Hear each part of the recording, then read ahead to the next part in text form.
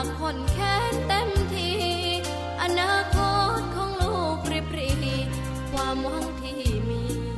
มืดมนพ่อดื่มสุราเหมือนกินน้ำตาของแม่พ่อจ๋าฐานะเราแย่หากไม่แก้ความจนแม่เตือนพ่อด่าตบตีแม่เสียจนชอกช้ำระกำมองมนซ้ำถูกคนเขานินทากราบเท้าคุณพ่อ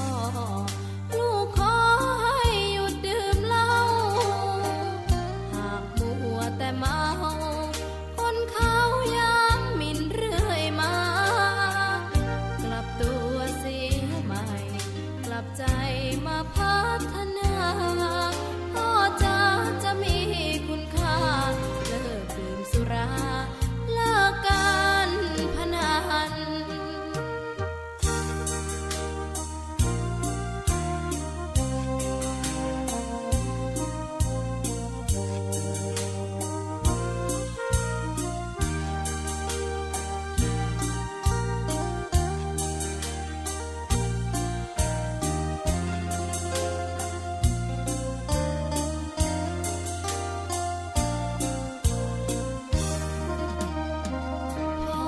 พ่อดื่มสุราเหมือนกินน้ำตาของแม่พ่อจ๋าฐานะเราแย่หากไม่แก้ความจนแม่เตือนพ่อด่าตบตีแม่เสียจนชอกช้ำระกำมองมนซ้ำถูกคนเขานินทากราบเท้าคุณพ่อลูกขอให้หยุดดื่มเหล้าหากมัวแต่เมาคนเขาย้ำหมิ่นเรื่อยมากลับตัวเสียใหม่กลับใจมาพัฒนาพ่อจ๋าจะมีคุณค่าเลิกดื่มสุราเลิกการพนัน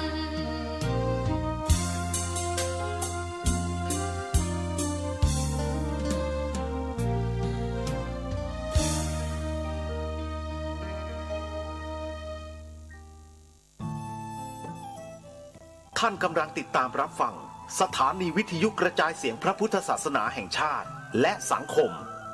คลื่นเพื่อการศึกษาพระพุทธศาสนาและวัฒนธรรมระบบ FM 104.5 เมกะเฮิรตซ์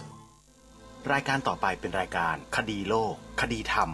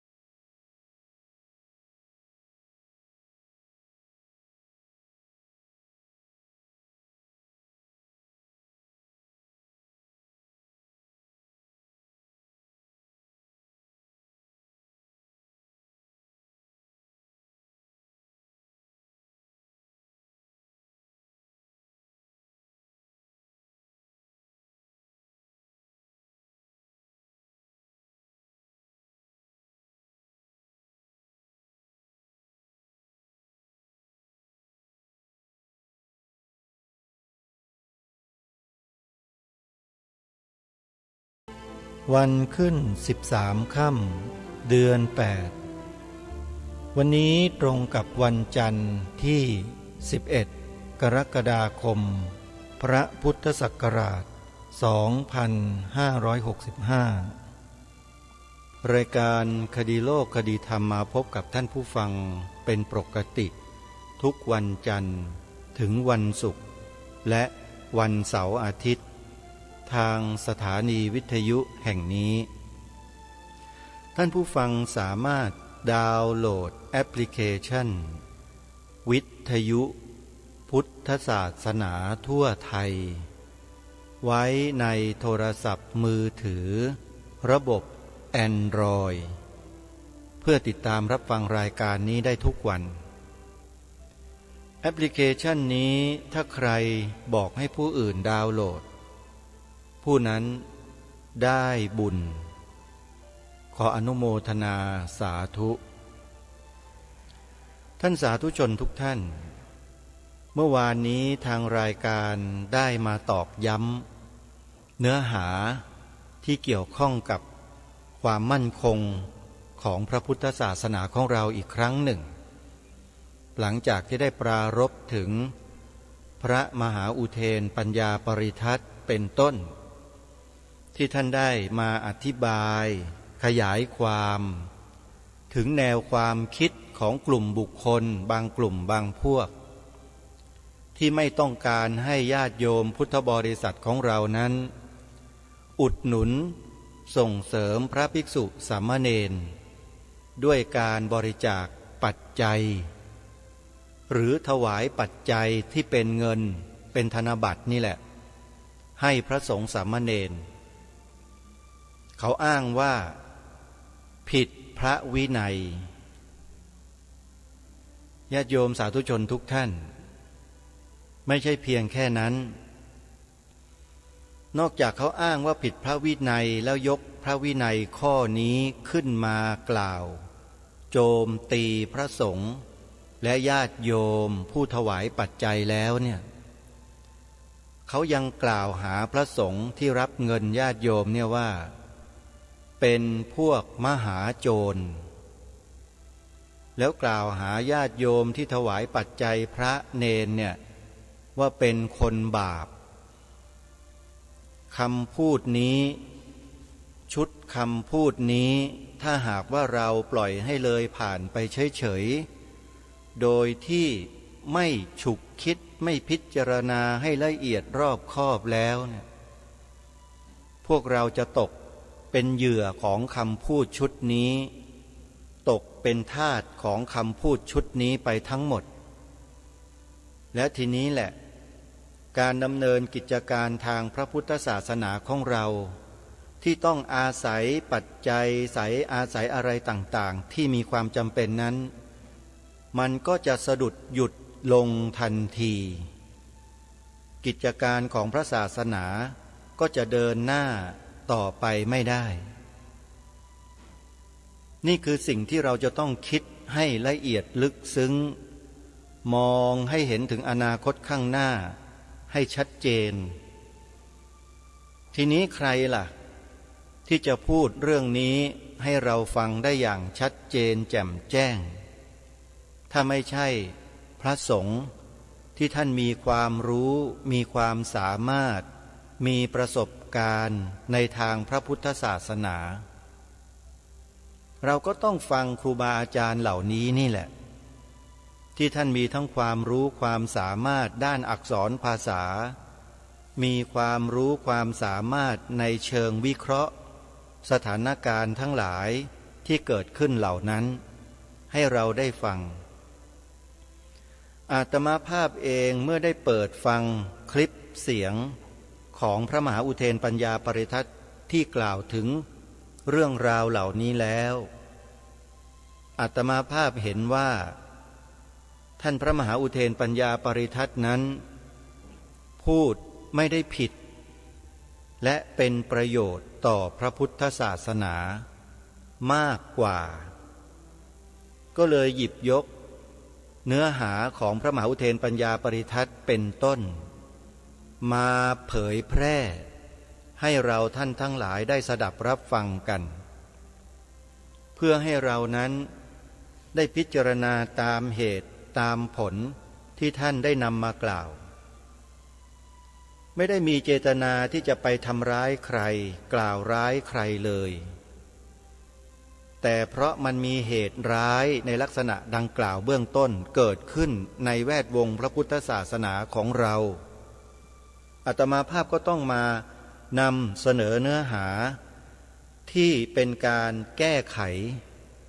ปกป้องเพื่อไม่ให้เกิดความเสียหายแก่พระพุทธศาสนาโดยองค์รวมอย่างที่กล่าวมาเมื่อสักครู่คือ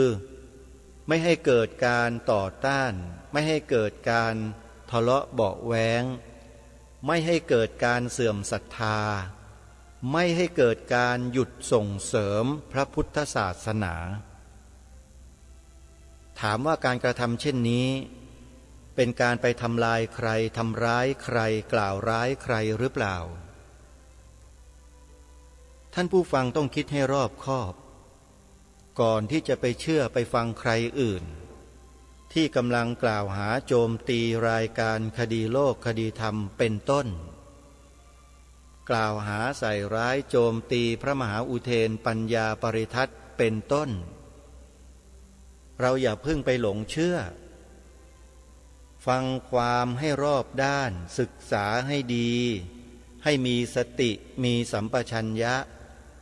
อย่าหลงเชื่อใครง่ายองค์พระบาทสมเด็จพระมงกุฎเกล้าเจ้าอยู่หัวตรัสเตือนพวกเราไว้เป็น100 ปีแล้วเกี่ยวกับเรื่องนี้พระองค์ทรงทราบเป็นอย่างดีว่าจะมีคนต่างศาสนานี่แหละปลอมตัวเข้ามาเป็นชาวพุทธมาศึกษามาเรียนรู้ข้อธรรมของพระพุทธศาสนาบางแง่บางมุม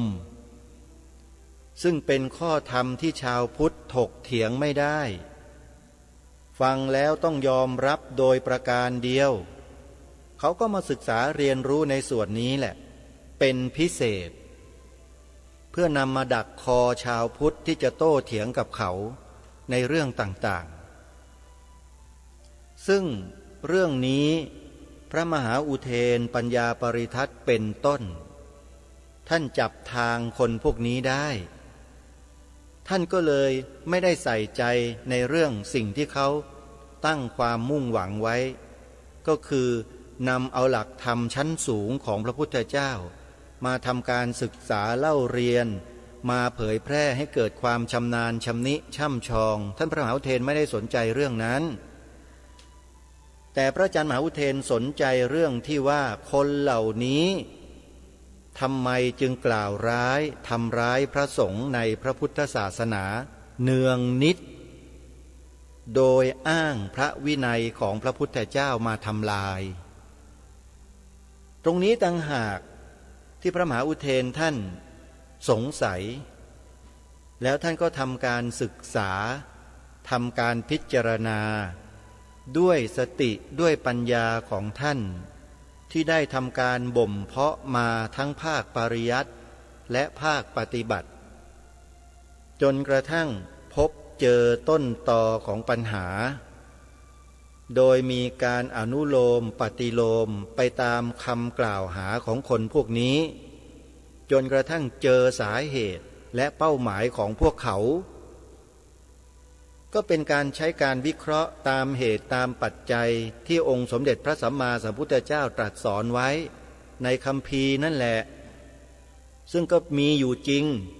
ในสภาวะของจิตของมนุษย์เราทุกคนนี่แหละก็ไม่ใช่เรื่องอื่นใดหรอกฮะพิจารณาตามเหตุปัจจัยที่มีปรากฏอยู่ในปฏิจจสมุปบาทที่มีอยู่ในคัมภีร์มหาปัฏฐานก็ค้นพบค้นเจอเจตนาของคนเหล่านี้ไม่ยากเลยเห็นไหมท่านผู้ฟังทั้งหลายพระสงฆ์เราที่มีความรู้มีความเข้าใจในหลักธรรมคำสอนแตกฉานในอักษรภาษาคือคำสอนของพระพุทธเจ้าอย่างถ่องแท้เนี่ยท่านจะเป็นคนที่มีความรอบคอบในการคิดในการพิจารณาท่านจะไม่กล่าวหาใครไม่กล่าวร้ายใครก่อนเว้นเสียแต่คนเหล่านั้นกล่าวร้ายทำร้ายท่านก่อนคนเหล่านั้นกล่าวร้ายทำร้ายท่านก่อนยังไงกล่าวหาท่านว่าเป็นมหาโจรโดนหมดทุกองค์ทุกรูปในพระศาสนานี่โดนหมดเลยที่รับปัจจัยโยมเนี่ยเมื่อท่านโดนเช่นนั้นท่านก็ออกมาแสดงความจริงให้ปรากฏ เกิดขึ้นแก่สังคมเพื่อให้สังคมชาวพุทธเราได้รู้เท่าทันคนพวกนี้ว่าเขามีเจตนาจริงๆแท้เนี่ยคืออะไรดีหรือร้ายก็แค่นั้นเองทีนี้คนเหล่านั้นก็เริ่มร้อนตัวสิร้อนตัวก็ตอบโต้เข้ามาใช้นามฝงนามแฝงมากล่าวหามาใส่ร้ายท่านพระมหาอุเทนในโซเชียลเน็ตเวิร์กตามที่ท่านได้อธิบายไว้ในคลิปที่ทางรายการนำมาเปิดให้ฟังก็เลยทำให้ท่านพระอาจารย์มหาอุเทนปัญญาปริทัศน์ก็ต้องออกมาชี้แจงออกมาแก้ปรับประวาทคนพวกนั้นตามธรรมตามวินัยไม่ได้ไปด่าด้วยคำหยาบคายไม่ได้ไปกล่าวร้ายด้วยข้อหาที่รุนแรงเหมือนอย่างที่เขาทำกับพระที่กล่าวหาพระสงฆ์ว่ารับเงินญาติโยมเนี่ยเป็นมหาโจรพระมหาอุเทนไม่ได้กล่าวร้ายพวกนั้นว่าเป็นมหาโจรสักนิดหนึ่งตรงนี้พวกเราทุกท่านทุกคนที่เป็นผู้ฟังต้องให้ความเป็นธรรมนะอย่ามีอคติไม่ใช่มีอคติว่ารักท่านพระมหาอุเทนแล้วมาพูดไม่ใช่มีอคติต่อพวกกลุ่มทูตเทวทัตทุจินแล้วมาพูดไม่ใช่อย่ามีอคติกับใครแต่จงวางใจไว้ให้เป็นกลางแล้วพิจารณาไปตามเหตุตามผลตามความเป็นจริงไม่ใช่ไปพิจารณาตามตัวอักษรที่เขาอ้างขึ้นมาเพียงเท่านั้นเพราะชีวิตคนเราเนี่ยมันไม่ได้ไปนั่งอยู่บนตัวอักษรเมื่อไหร่แล้วไม่ใช่มันต้องใช้ชีวิตจริงๆในการดำเนินชีวิตเนี่ยมันต้องอยู่กันเป็นสังคมต้องดำเนินชีวิตกันไปแบบหมู่แบบคณะแบบสังคมและสังคมมันก็ต้องมีการเกื้อกูลสนับสนุนซึ่งกันและกันด้วยเหตุและปัจจัยต่างๆตามสมควรแก่อัตภาพซึ่งในพระพุทธศาสนาพระพุทธองค์ก็ทรงสรรเสริญกับผู้ให้และผู้รับอยู่แล้วเพราะอะไรเพราะผู้ให้และผู้รับที่กล่าวมาเนี่ยคือทายกทายิกาปฏิฆาหกกับทายกกับปฏิฆาหกเนี่ยเป็นผู้มีศีลมีธรรมปฏิบัติตามศีลปฏิบัติตามธรรมรักษาพระศาสนามาได้เป็นพันปีก็ทำกันมาแบบนี้ทั้งนั้นเลยอยู่ๆคนพวกนี้โผล่มาจากขุมไหนก็ไม่ทราบแล้วก็มาหยิบยกเอาพระวินัยเพียงข้อเดียวที่มีอยู่ทั้งหมด227ข้อเนี่ยมาใส่ร้ายพระสงฆ์แบบโต้งๆเลยเป็นมหาโจรนี่คือสิ่งที่เราต้องคิดให้ดีๆคิดให้ดีๆคิดให้ไกลๆกว้างๆลึกๆมองให้เห็นเจตนาของคนกลุ่มพวกนี้ให้ดีอย่าเพิ่งหลงเชื่ออะไรใครง่ายๆอาตมภาพได้อัญเชิญพระราชดำรัสของล้นเกล้ารัชกาลที่6ที่พระองค์ตรัสไว้ในบทพระราชนิพนธ์เทศนาเสือป่ากันที่8ซึ่งพระองค์ได้พระราชทานนามกันนี้ว่าประวัติการแห่งพระพุทธศาสนาในกันที่8เนี่ยใครไปดูก็ได้นะโยมนะมีความอยู่ตอนหนึ่งที่อาตมาภาพนี่สะดุดใจมากเลยความตอนนั้นพระองค์ตรัสว่าผู้ที่คนอื่นเขาส่งเข้ามาปลอมแปลงเพื่อทำลายพระพุทธศาสนาเราทั้งหลายต้องคอยระวังรู้เท่าไว้จึงจะควรพระราชดำรัสความตอนนี้ถ้าดูเผินๆก็เหมือนจะไม่มีอะไรพระองค์ก็ตรัสแสดงเทศนาตามปกติทั่วไปแต่ถ้าพิจารณาให้ลึกๆแล้วเนี่ยโยมพิจารณาลึกๆแล้วนี่เราจะเห็นว่าพระองค์ท่านนอกจากจะตรัสเตือนพวกเราแล้วเนี่ยพระองค์ท่านทรงยังบังคับพวกเราด้วยนะในทีเลย ว่าไม่ควรนะไม่ควรนะอย่านะอย่าหลงเชื่อคนพวกนี้นะเห็นไหม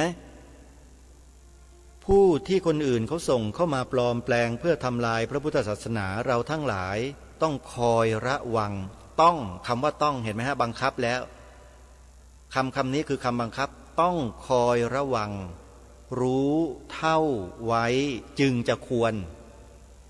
เพราะฉะนั้นการที่พระมหาอุเทนปัญญาปริทัตก็ดี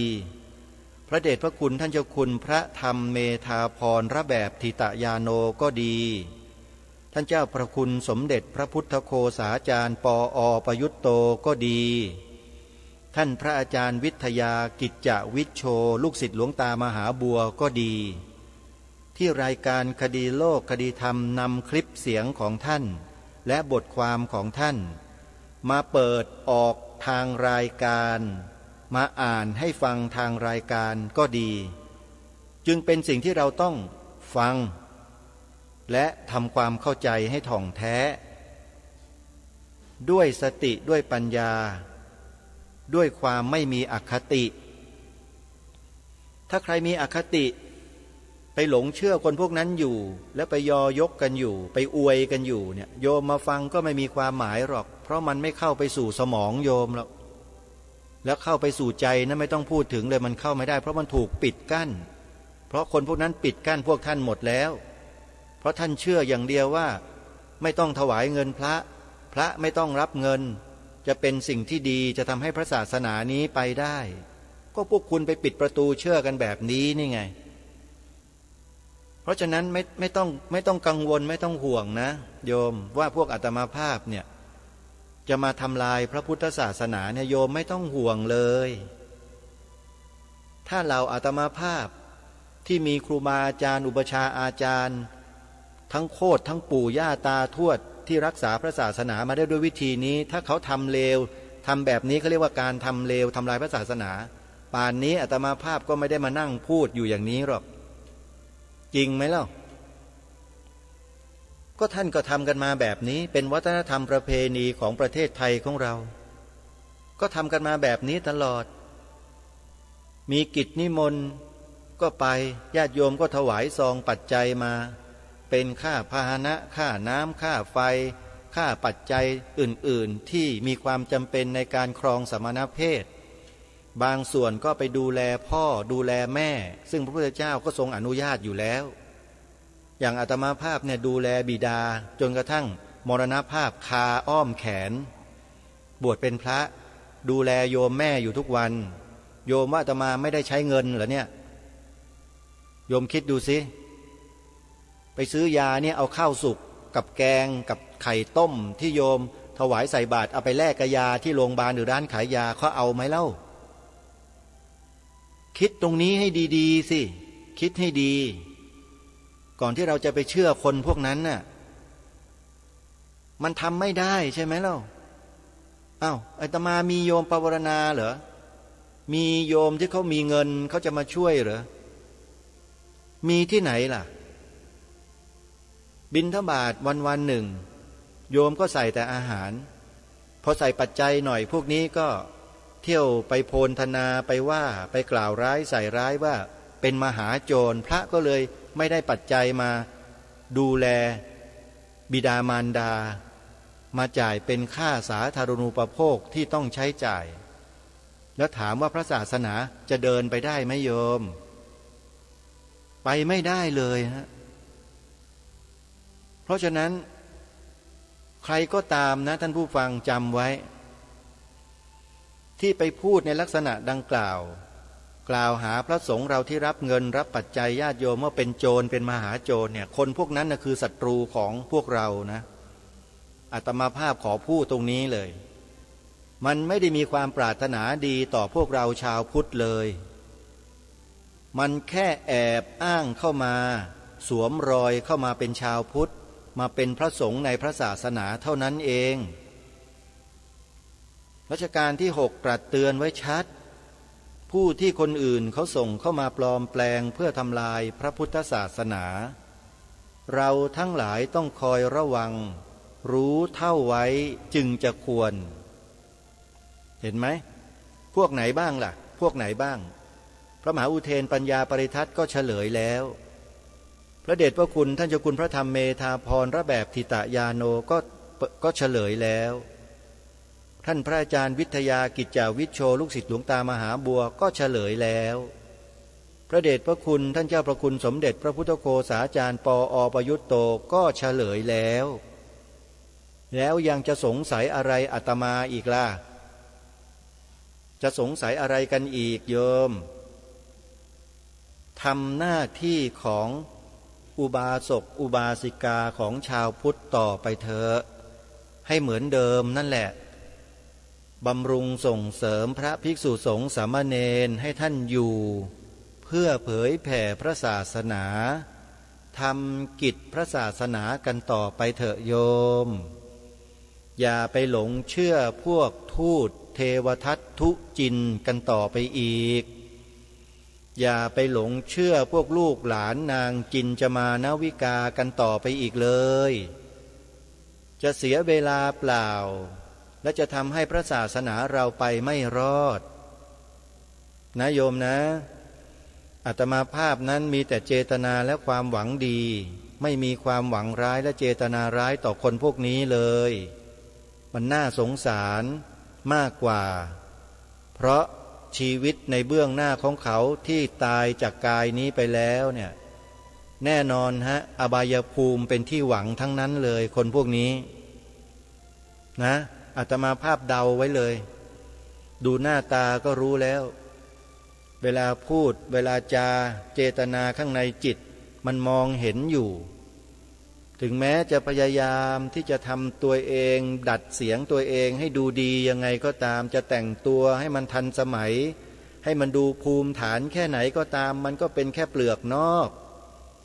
แต่ข้างในมันเน่าอยู่ตลอดเวลาเพราะมันมีเจตนาร้ายต่อพระพุทธศาสนาต่อพระสงฆ์สามเณรของเราใครจะไปบูชาเทิดทูนก็เอาเถอะจะไปลงนรกด้วยกันก็เชิญอาตมาภาพก็ไม่ขอไปด้วยแล้วก็จะชวนญาติโยมกลับมาทำในสิ่งที่ถูกต้องที่บรรพชนบรรพบุรุษเราพากันทำมานั้นเหมือนเดิมดีกว่าเพราะการกระทำอย่างบรรพบุรุษของเราที่สืบสานมาเนี่ยทำให้พระศาสนาเราเข้มแข็งได้จนถึงวันนี้ยอมรับไหมว่าเข้มแข็งอ่ะจนกระทั่งโลกเขายกย่องประเทศไทยให้เป็นศูนย์กลางพระพุทธศาสนาแห่งโลกไปแล้วไม่ใช่เพราะเราพากันทำมาอย่างนี้หรือที่โลกเขายกย่องศาสนาพุทธประเทศไทยให้มีศาสนาพุทธให้เป็นศูนย์กลางพระพุทธศาสนาแห่งโลกเนี่ยเป็นเพราะคนพวกทูตเทวทัตทุจินนั้นเหรอไม่เกี่ยวเลยคนพวกนั้นแล้วไปนิยมชมชอบกันไปอยู่ได้ยังไงก็ไม่ทราบเหมือนกันพวกเราเนี่ยประหลาดแท้พระสงฆ์ที่ทำงานพระศาสนาสืบสารพระศาสนาอยู่เต็มบ้านเต็มเมืองไม่สนใจกันกลับไปมองตามคนพวกนั้นว่าพระสงฆ์เหล่านี้เป็นมหาโจรเข้าไปอีกโอ้โหจิตใจเรียบร้อยเลยนี่แหละเขาเรียกว่าการกล่าวอริยุปวาททำไมถึงพูดเช่นนี้เพราะเหมาหมดเนี่ยเหมาหมดเลยหลวงตามหาบัวท่านรับไหมรับทองคำด้วยซ้ำใช่ไหมแล้วท่านเป็นมหาโจรไหมแล้วหลวงตามหาบัวนี่เป็นพระอรหันต์เก้เหมือนอย่างที่ไอ้เจ้าลัทธิบางลัทธิมันกล่าวหาไหมเปล่าเห็นไหมล่ะชัดๆไหมล่ะเนี่ยตัวอย่างเห็นไหมพวกนี้มันทำลายพวกเราทั้งนั้นเพราะฉะนั้นครูบาอาจารย์ที่เคารพครับไม่ว่าจะเป็นสายวัดป่าสายวัดบ้านสายวิชาการหรือสายไหนก็แล้วแต่ฮะทำหน้าที่ต่อไปให้ดีที่สุดด้วยเจตนาอันบริสุทธิ์ของเราใครจะตำหนิใครจะว่ากล่าวหาใส่ร้ายเราเพียงใดก็ตามวันหนึ่งคนพวกนั้นมันจะแพ้ภัยปากตัวเองวจีกรรมนี่มันแรงนะกรรมอ่ะกรรมที่เป็นวจีกรรมนี่แรงมากนะโยมนะอันนี้ต้องขอฝากไว้ในเบื้องต้นของรายการวันนี้เพื่อให้เราได้เกิดความมั่นใจในสิ่งที่รายการคดีโลกคดีธรรมได้นำมาเปิด เผยนำมาถ่ายทอดจะได้ไม่ตกเป็นเหยื่อของคนเหล่านี้กันต่อไปวันนี้คลิปเสียงของพระมหาอุเทนปัญญาปริทัศน์ยังเหลืออีกช่วงหนึ่งซึ่งอาตมาภาพจะนำมาเปิดให้กับญาติโยมสาธุชนได้ฟังกันให้จบครบถ้วนกระบวนความนะโยมนะเดี๋ยวญาติโยมไปติดตามรับฟังกันต่อให้จบซึ่งมาถึงช่วงท้ายที่ท่านกล่าวแต่ว่าจะย้อนกลับมาในช่วงกลางๆนิดหนึ่งเพื่อไม่ให้เรานั้นพลาดโอกาสในการรับฟังอย่างต่อเนื่องเดี๋ยวไปติดตามรับฟังท่านพระอาจารย์มหาอุเทนปัญญาปริทัศน์พูดถึงเรื่องบุคคลคนหนึ่งที่ท่านได้ยกให้เป็นทูตเทวทัตทุจินแห่งยุคเลยกึ่งพุทธกาลไปติดตามรับฟังพร้อมๆกันเรามาทำข้อตกลงกันอย่างนี้ดีไหมก่อนที่จะให้พระประพฤติอย่างเคร่งครัดไม่รับปัจจัยเงินทองกันพวกคุณสุจินบริหารวณเขตอาจารย์ยุพารามคุณทำให้เป็นตัวอย่างก่อนว่าคุณมีความบริสุทธิ์ใจต่อการเผยแผ่พุทธศาสนาเอาบุญเอากุศลกันอย่างแท้จริงตามที่อาตมาภาพได้มาพูดคุยชี้แจงแสดงตามหลักธรรมวินัยในพระไตรปิฎกและอธิบายขยายความตามบริบททางสังคมเหตุปัจจัยอย่างรอบด้านโดยเฉพาะเรื่องของนิสสยปาจิตตีข้อที่พระภิกษุรับปัจจัยเงินทองนั้นต้องอาบัติเป็นนิสสยปาจิตตีก็ปรากฏว่ามาในมุกเดียวกันเลยทั้งมหาภาคภูมิศิรนันโทและทั้งชายคนหนึ่งที่มาตำหนิติเตียนอาตมาในช่องสนทนาของ Facebook ว่าอาตมาคัดค้านพุทธบัญญัติของพระพุทธเจ้ามาล้มล้างพุทธบัญญัติข้อที่ว่าด้วยรับปัจจัยเงินทองนั้นอาตมาภาพก็ไม่เข้าใจเหมือนกันว่าคนพวกนี้สายตาทำมาจากอะไรถึงอ่านหนังสือไม่รู้เรื่องสมองก็ไม่รู้ทำมาจากอะไรมีแต่เปลือกสมองหรือเปล่าก็ไม่แน่ใจนะไม่รู้ไม่เข้าใจในยะที่อาตมาภาพพูดอธิบายแสดงชี้แจงให้ฟังเลยอาตมาภาพนี่แหละเป็นคนที่ซื่อตรงต่อธรรมวินัยในพระไตรปิฎกของพระพุทธเจ้าอย่างแท้จริงไม่เคยคิดที่จะคัดค้านพุทธบัญญัติหรือล้มล้างพุทธบัญญัติข้อใดข้อหนึ่งเลยหากแต่กล่าวตรงตามความเป็นจริงทุกประการตั้งแต่ต้นเลยเอาอย่างนี้ดีไหมถ้าต้องการที่จะให้เคร่งครัดจริงๆสำหรับพระมหาภาคภูมิศิรนันโทที่มากล่าวว่าชี้แจงเรื่องนี้มาอย่างยาวนานแล้วย้อนกลับไปดูพุทธจริยาของพระสัมมาสัมพุทธเจ้าก่อนเช่นกันสมัยที่พระพุทธเจ้าทรงพระประชวรหนักขณะกำลังเสด็จพระดำเนินไปที่เมืองกุสินาราเพื่อเสด็จดับขันธปรินิพพานนั้นถามว่าเจ้ากษัตริย์ฤาษีวีทั้งหลายมีรถราพาหนะยานพาหนะใดหรือเปล่า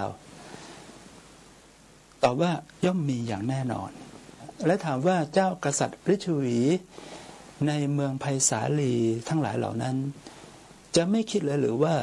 พระผู้มีพระภาคเจ้าทรงพระประชวรหนักควรที่จะถวายรถราพาหนะราชพาหนะแด่พระผู้มีพระภาคเจ้าให้เสด็จขึ้นไปประทับนั่งเสด็จไปเมืองกุสินาราหรือพระภิกษุทั้งหลายก็รายล้อมเดินตามเจ้าฤาษีถวายต้องคิดที่จะถวายรถราพาหนะอย่างแน่นอนแต่ถามว่าทำไมจึงไม่ถวาย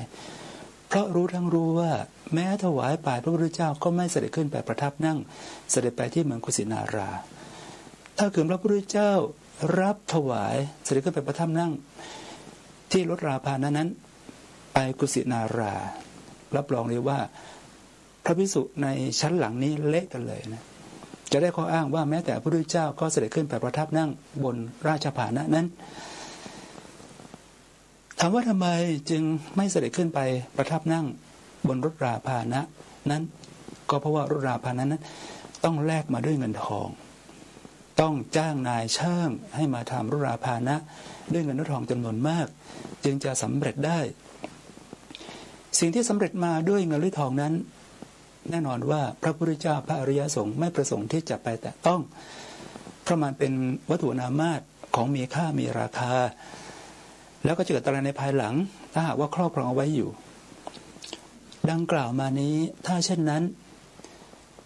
พระมหาภาคภูมิศิรนันโทเองก็ดีหรือพระวินัยนิยมที่ถือเคร่งครัดในการไม่รับปัจจัยเงินทองเหล่านั้นก็ดีเมื่อท่านนั่งรถราพาหนะไปทำศาสนกิจที่ไรท่านจะต้องลงจากรถราพาหนะนั้นอย่านั่งไปอย่าเด็ดขาดเพราะมันเป็นวัตถุที่แลกมาด้วยเงินและทองพร้อมกับวัตถุสิ่งของที่มีค่าเช่น iPhone iPad คอมพิวเตอร์ ก็ต้องสละทิ้งให้หมดเพราะสิ่งนั้นก็เป็นของมีค่ามีราคาสามารถที่จะเอาไปแลกมาเป็นเงินเป็นทองได้ตกลงเอากันอย่างนี้ไหมเอากันให้เคร่งครัดเลยทีเดียวคุณอย่ามาชูเฉพาะเรื่องของนิสยปาจิตติที่ตนปฏิบัติได้ว่าจะดีเลิศประเสริฐศรีมีคุณวิเศษเหนือกว่าพระภิกษุทั้งหลายอาตมาดูแล้วว่าพระเหล่านั้นน่ะแท้ที่จริงก็องุ่นเปรี้ยวนั่นแหละปากว่าตาขยิบไม่รับเงินต่อหน้าญาติโยมแต่กลับมารับปัจจัยอยู่ในกุฏิของตนเองทราบจำนวนของปัจจัยที่อยู่ในธนาคารอาตมาภาพพิจารณาดูพฤติกรรมการแสดงออกของคนหลายเหล่านี้ยายทั่วเทวทัตสุจินบริหารวนเขตพร้อมริ้วล้อบริวารทั้งหลายหรือแม้แต่พระมหาภาคภูมิศรีรันโธก็เช่นเดียวกันมิได้มีความปรารถนาดีต่อพระภิกษุสงฆ์อย่างแท้จริงหรอกมิได้มีความปรารถนาดีต่อการที่จะพิทักษ์รักษาพระสัทธรรมเอาไว้หรอกเพราะเหตุไรจึงกล่าวเช่นนั้นก็เพราะว่าเมื่อเกิดกรณีปัญหาต่อพระสัทธรรมขึ้นมาเช่นอัชราวดีวงศ์สกลเตโชวิปัสสนาที่ถือว่าเป็นผู้มาทำลายพระสัทธรรมของพระพุทธเจ้าในระดับอริยมรรคอริยผลเลยทีเดียวแต่กลายเป็นว่ายายทั่วเทวทัตสุจินบริหารวรเขตพร้อมริ้วล้อบริวารทั้งหลายไม่มาพูดเรื่องนี้เลยปล่อยให้อาตมาภาพกับดร.อธิเทพผาถาตนั้นที่มาพูดชี้แจงแสดงความจริงเปิดเผยให้สังคมได้รับทราบแม้มหาภาคภูมิก็เช่นเดียวกันคาดว่านิ่งเงียบไม่ปริปากพูดเพราะว่าอาตมาไม่เห็นท่านบล็อกอาตมาไปแล้วนะแต่เชื่อว่าไม่ปริปากพูดอะไรเลยท่านมหากลัวเปลืองตัวหรืออย่างไรรักษาตนเองมากกว่ารักษาธรรมใช่ไหมในเมื่อกรณีของความอันตรายต่อพระสัทธรรมเกิดขึ้นมาเช่นนี้แล้วทำไมไม่ออกมาพูดมาแสดงชี้แจงให้ประชาชนได้รับทราบก็ในบอกว่าเรียนบาลีใหญ่มีความชำนาญแตกฉานในพระธรรมคำสอนของพระพุทธเจ้าไม่ใช่หรือออกมาพูดมาแสดงหน่อยสิกรณีของธรรมกายก็เช่นเดียวกันทำไมจึงไม่มาพูดมาแสดงชี้แจงให้กับประชาชนได้รับทราบสองคนทั้งหลายเหล่านี้ก็เพียงแค่ต้องการที่จะมายกตนข่มคนอื่นรักษาศีลก็ใดก็หนึ่งนิสุยปาจิตติได้แล้วก็ยกตนขึ้นเป็นผู้พิเศษเหนือกว่าพระภิกษุทั้งหลายเท่านั้นเองสองยายทูตเทวทัตสุจินบริหารวนเขตกล่าวก้าวร่วงจ้วงจับตำหนิเตียมพระภิกษุสงฆ์ถึงขนาดที่ว่าเอาเงินไปให้แก่พระก็เท่ากับเอาไปสนับสนุนโจรกล่าวตำหนิเจียนโจทย์พระภิกษุสงฆ์ทั่วประเทศว่าเป็นโจรทีเดียวไปดูในสังฆทิเศษข้อหนึ่งที่ว่าด้วยการโจทย์พระภิกษุด้วยอาบัติปาราชิกไม่มีมูลต้องบัตรสังฆทิเศษในข้อนั้นมีการโจทย์ว่าท่านเป็นโจรท่านไม่ใช่สมณะเชื้อสายสากยบุตรเนี่ยการกล่าวโจทย์ว่าพระภิกษุทั่วประเทศนั้นเป็นโจรก็เท่ากับเป็นการกล่าวโจทย์พระภิกษุด้วยบาปปาราชิกไม่มีมูลยายทั่วสุจินบริหารวนเขตเองก็ต้องถือว่าต้องโทษอันหนักเป็นบาปหนักยายทั่วเทวทัตสุจินบริหารวนเขตไม่ได้กล่าวจำแนกแยกออกมาเลยว่าวัดใดบ้างพระรูปใดอยู่ที่ไหนมีพฤติกรรมเป็นอย่างไรถ้าให้มันถูกต้องก็ต้องไปจำแนกออกมาว่าเป็นวัดนั้นวัดนี้พระภิกษุรูปนั้นรูปนี้ไม่ใช่มาตีขลุ่มเหมารวมทั้งหมดคนนั้นเพราะอะไรเพราะว่ายายทั่วเทวทัตสุจินบริหารวนเขตก็ไม่กล้าที่จะแยกออกมาว่าเป็นรูปนั้นรูปนี้เพราะกลัวจะโดนเขาโจมตีโดนข้อคอรหาอย่างหนักดังนั้นจึงตีรวมพระภิกษุทั้งประเทศว่าเอาเงินไปให้แล้วก็จะเป็นการสนับสนุนโจรเท่ากับพระภิกษุสามเณรเป็นโจรไปทั่วประเทศอันนี้คือข้อกล่าวหาร้ายแรงที่สุดที่มีต่อพระภิกษุในประเทศไทยข้อที่สามยายทูตเทวทัตสุจินบริหารวนเขตเอาแต่ตำหนิเตียนพระภิกษุสงฆ์กล่าวก้าวร่วงจ้วงจับโดยถ่าเดียวแม้แต่กรณีที่พระภิกษุสงฆ์ท่านสละตนไปทำข้าวปลาอาหารเอาไปให้แก่คนตกทุกข์ยากน้ำท่วมนั้นก็ยังกล่าวตำหนิเตียนคนที่มากล่าวตำหนิเตียนพระสงฆ์เช่นนี้จะได้ชื่อว่าเป็นคนปรารถนาดีต่อพระสงฆ์ต่อพระสัทธรรมอย่างนั้นหรืออาตมาภาพมองว่าไม่ใช่เลยไม่ใช่คนที่มีความปรารถนาดีต่อพระภิกษุสงฆ์ให้ท่านประพฤติปฏิบัติอย่างเคร่งครัดเป็นอริยอรหันต์ไปเลย เพียงแค่ต้องการที่จะมายกตนข่มท่านเรียกลูกค้าเข้าไปหาตนเท่านั้นเองคำพูดประโยคหนึ่งของยายทวดเทวทัตสุจินต์บริหารวรเขตก็พูดในเชิงตลาดเอาไว้อย่างชัดเจนว่าคฤหัสถ์ฟังธรรมก็รู้แจ้งอริยสัจธรรมนั้นได้โดยนัยยะก็คือต้องการให้มาฟังธรรมจากฉันนี้เท่านั้นเพราะฉันเป็นคนพูดพิธรรมอย่างลึกซึ้งฟังธรรมจากฉันแล้วก็จะรู้แจ้งอริยสัจธรรมได้โดยไม่ต้องไปประพฤติปฏิบัติทำสมาธิภาวนาที่ไหนเลยและยายทวดเทวทัตสุจินต์บริหารวรเขตก็แอนตี้คัดค้านการปฏิบัติทำสมาธิอย่างชัดเจนก็กลายเป็นมิจฉาทิฏฐิไปแล้วเพราะว่าการประพฤติปฏิบัติทำกรรมฐานสติปัฏฐานภาวนาก็มีปรากฏอยู่ในพระไตรปิฎกอย่างชัดเจนทั้ง3ประการเหล่านี้ก็เป็นเหตุทำให้อาตมามองว่าแท้ได้จริงคนพวกนี้ลูกล้อบริวารของยายทวดสุจินต์บริหารวรเขตไม่ได้มีความปรารถนาดีต่อพระภิกษุสงฆ์อย่างแท้จริงเลยไม่ได้ปรารถนาที่จะรักษาพระสัทธรรมเอาไว้ด้วยอาตมาอยากจะขอกล่าวฝากไปถึงยายทวดเทวทัตสุจินต์บริหารวรเขตพร้อมพวกพ้องบริวารทั้งหลายว่าพวกคุณพากันตำหนิเตียนพระสงฆ์มาเป็นเวลายาวนานถึงขนาดนี้ขอจงให้มีความละอายแก่ใจเพราะถึงอย่างไรพระภิกษุสงฆ์ก็มีเมตตาเป็นพื้นฐานอยู่แล้วใช่ว่าท่านจะไปคว่ำบาตรหรือไม่รับขันได้ง่ายๆนะให้พวกคุณมีความละอายใจเพราะว่ามาตำหนิติเตียนพระภิกษุสงฆ์มาเป็นเวลายาวนานเมื่อยายทวดเทวทัตสุจินต์ถึงแก่นิจกรรมสิ้นชีพไปแล้วและเรียกร้องบริวารที่ตามตำหนิเตียนพระสงฆ์นั้นสิ้นชีพไปแล้วไม่พึงนำศพเข้ามาภายในวัดให้พระสวดได้ทำอุทิศส่วนกุศลไปให้ไม่พึงเอามาเผาภายในวัดที่เมรุนั้นเพราะอะไรเพราะว่าพระภิกษุสงฆ์คงไม่ยินดีที่จะสวดพิธรรมให้พวกคุณฟรีแน่เพราะพวกคุณเป็นคนมีฐานะมีเงินมีทองและเมรุก็อาศัยฟืนไฟในการทำชาปนกิจศพมีค่าใช้จ่ายเกี่ยวกับเงินกับทองทั้งนั้นดังนั้นให้พวกคุณผู้ชัดเจนในการตำหนิเตียนพระสงฆ์มาเป็นเวลายาวนานอย่าได้พึงนำศพของตนเข้าไปภายในวัดให้พระท่านสวดพิธรรมให้ได้ทำชาปนกิจในเมรุเลยจงมีความละอายใจอย่างนี้ให้มันชัดเจนแล้วข้อต่อมาอาตมาก็มองว่าคนพวกนี้เนี่ยไม่ได้เป็นสัตบุรุษกริยาชนคนดีอย่างแท้จริงหรอกเพราะอะไรเพราะว่าคนที่เป็นสัตบุรุษคนดีอย่างแท้จริงนั้นจะไม่มากล่าวตำหนิเตียนพระสงฆ์อย่างนั้นอย่างนี้และคนพวกนี้ก็ไม่ได้ชื่อว่าเป็นคนที่รักษาศีล 5ได้อย่างสมบูรณ์บริบูรณ์อาตมาไม่เชื่อว่าคนพวกนี้จะรักษาศีล 5ได้อย่างสมบูรณ์บริบูรณ์ข้อสังเกตอย่างชัดเจนก็คือพระสวาจากล่าวว่าตำหนิติเตียนพระสงฆ์ของยายทวดเทวทัตสุจินต์บริหารวรเขตนั่นแหละมาจากโทสะมุรจิตชัดๆไปฟังดูก็จะรู้ได้นี้ก็คือการผิดศีลในข้อที่4มุสาวาทพรุสวาจาปิสนวาจาสัมภปราปะผิดศีลข้อที่4อย่างชัดเจนเลยและทีนี้จะได้ชื่อว่าเป็นผู้ที่รักษาศีล 5ได้อย่างสมบูรณ์บริบูรณ์ได้อย่างไรบกพร่องในศีล 5อย่างชัดเจนผิดเป็นว่าเล่นซะด้วยซ้ำไปเพราะถ้าหากว่าคุณรักษาศีล 5ได้อย่างสมบูรณ์บริบูรณ์คุณก็จะต้องเป็นพระโสดาบันเป็นพระโสดาบันอริยบุคคลในพระพุทธศาสนานี้และถามว่าพระโสดาบันอริยบุคคลในพุทธศาสนานี้ท่านกล่าวตำหนิติเตียนพระสงฆ์ก้าวล่วงจ้วงจับ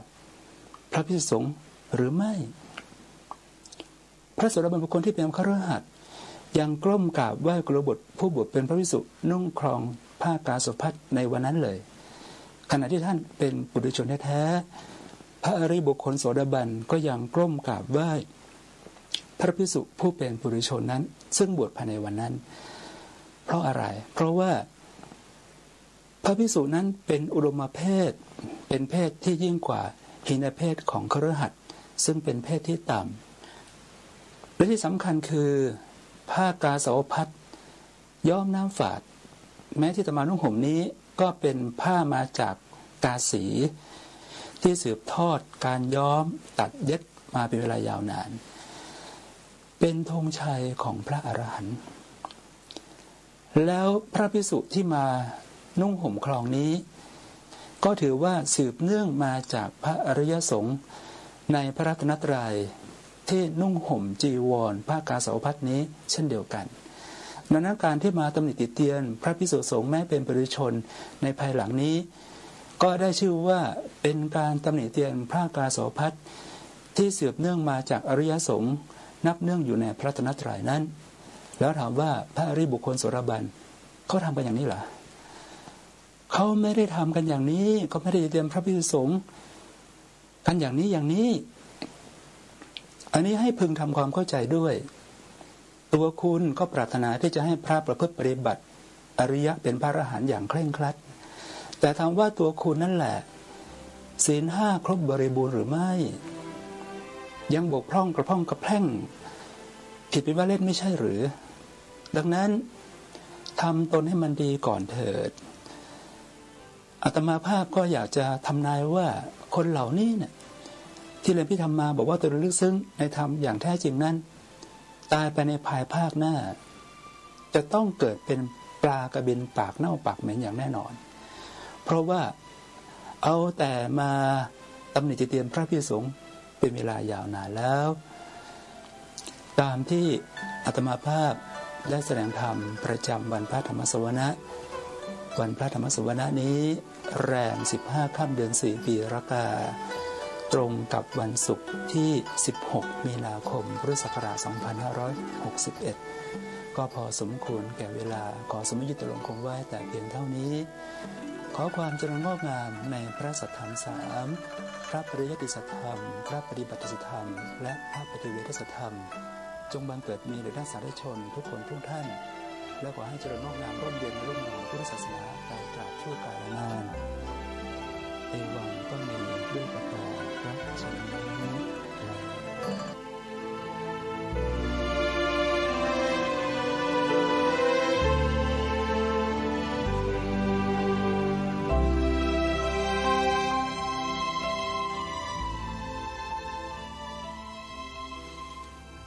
ท่านสาธุชนผู้ฟังทุกท่านถือว่าการปรารภและพูดถึงบุคคลพวกนี้ที่รายการคดีโลกคดีธรรมได้หยิบยกคลิปเสียงของครูบาอาจารย์ที่ท่านได้กล่าวไว้แสดงไว้มาเปิดให้พวกเราได้ฟังกันอีกครั้งหนึ่งก็คงจะทำให้พวกเราชาวพุทธทั้งฝ่ายบรรพชิตและฝ่ายคฤหัสถ์ทั้งปวงได้หูตาสว่างกันมากยิ่งขึ้น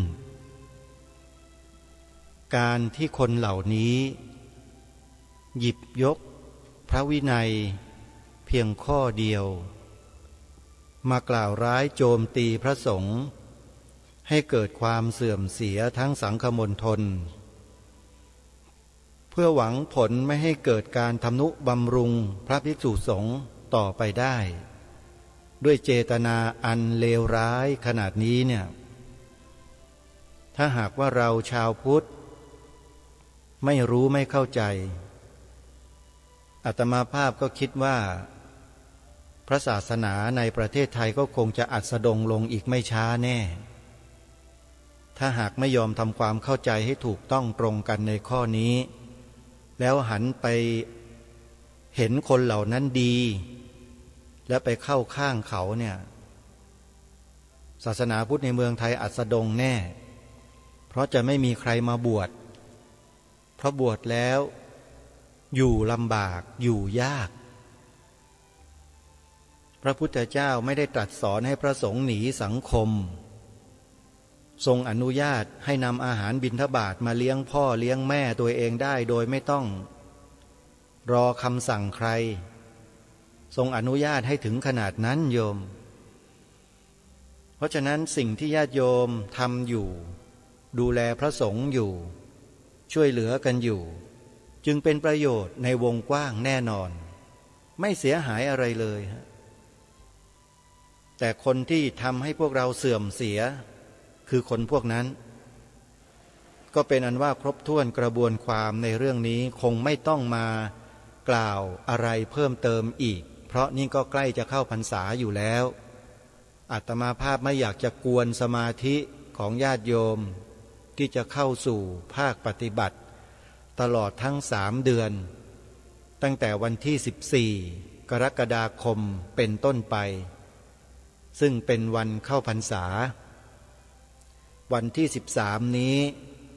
เป็นวันอาสาฬหบูชาเดี๋ยววันพรุ่งนี้วันที่12มาพูดถึงวันอาสาฬหบูชากันอีกครั้งหนึ่งโยมพูดในลักษณะของรายการคดีโลกคดีธรรมพูดในแนวของรายการคดีโลกคดีธรรมซึ่งไม่เหมือนกับรายการไหนๆในประเทศนี้เพราะอาตมาภาพจะไม่พูดถึงเนื้อหาของวันอาสาฬหบูชามากแต่จะพูดถึงคนที่อยู่ในประเทศเนี้ยซึ่งเป็นประเทศพุทธเนี่ยแล้วมีตำแหน่งหน้าที่ใหญ่โตในบ้านในเมืองเนี่ยจะพูดถึงคนเหล่านี้ว่าเห็นความสำคัญของวันอาสาฬหบูชามากน้อยเพียงใดแล้วได้ทำอะไรเป็นการบูชาบ้างไหมเดี๋ยววันพรุ่งนี้จะมาพูดเรื่องนี้เต็มๆเอาละท่านสาธุชนวันนี้เวลาของรายการหมดลงแล้วอาตมาภาพต้องขอสมมุติยุติรายการไว้แต่เพียงเท่านี้ไว้พบกับรายการได้ใหม่ในวันพรุ่งนี้ขอความสุขความสวัสดีในธรรมแห่งองค์สมเด็จพระบรมศาสดาสัมมาสัมพุทธเจ้าจงบังเกิดมีขึ้นในจิตใจของท่านผู้ฟังทุกท่านทุกคนเทินขอเจริญพร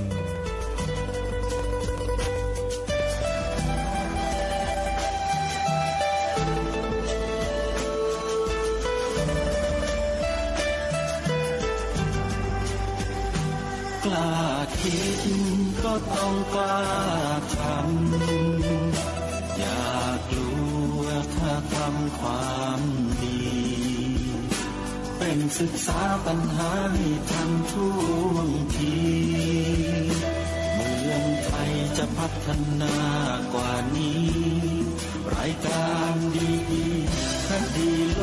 กคดีธรรมขอรำพันบรรยายความคิดเครื่องหมายแห่งสีทั้งสามงามถนัดขาวคือบริสุทธิ์สีสวัสดิ์หมายพระไตรรัตน์และธรรมะคุ้มจิตไทยแดงคือ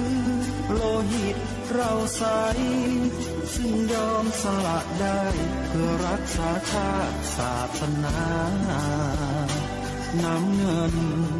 คือสีโสภาอันจอมประชาพระโปรดเป็นของส่วนองค์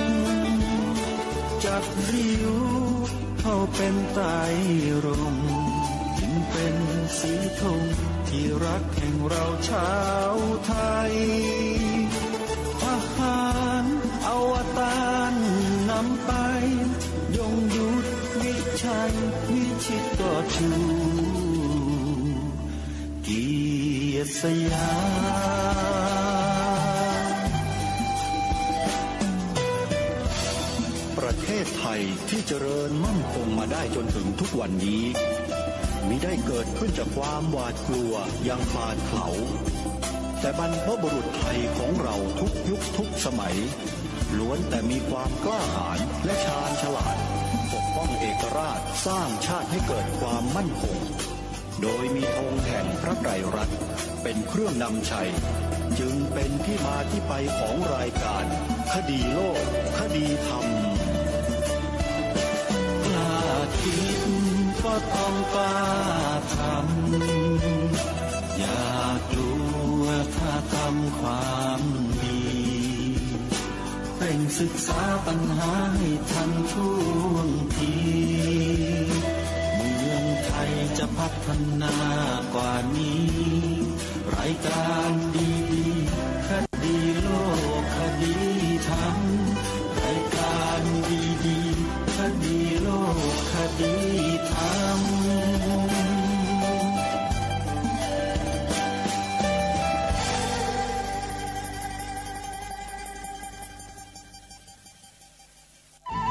ที่จบไปแล้วนั้นเป็นรายการ